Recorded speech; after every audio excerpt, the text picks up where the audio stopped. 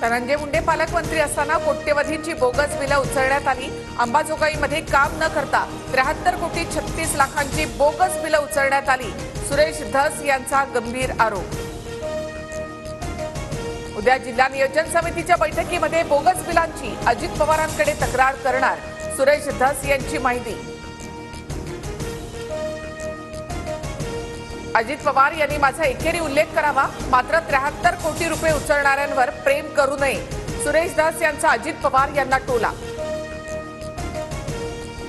नैतिकदृष्ट्या मी दोषी नाही, मी सध्या टार्गेटवर।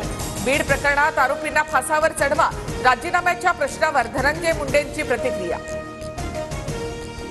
मुंडेंच्या जागी मी असते तर राजीनामा दिला असता, नैतिकतेच्या मुद्द्यावर धनंजय मुंडेंचा राजीनामा मागतोय, सुप्रिया सुळे आक्रमक। सरकारमध्ये नैतिकता आहे की नाही आम्हाला चांगलं माहिती, बाकींनी फुकटचा सल्ला देण्याची गरज नाही, अजित पवारांचं सुप्रिया सुळे यांना उत्तर। 4 दिवस वाट पाहणार, नंतर कागदपत्र कोर्टासमोर ठेवेन, मुंडेंच्या राजीनाम्यावरून अंजली दमानियांचा इशारा।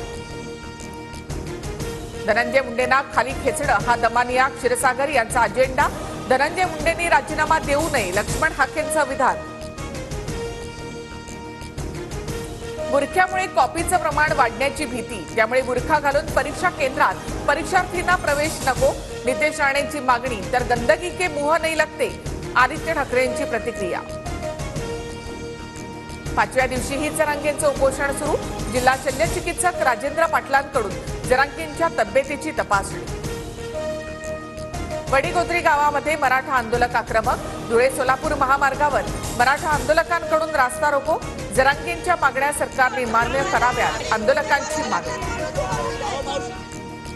प्रयागराजच्या महाकुंभामध्ये चेंगराचेंगरी, दुर्घटनेमध्ये 30 जणांचा मृत्यू तर 60 जणांवर सध्या उपचार सुरू, आतापर्यंत 25 मृतांची ओळख पटल्याची माहिती।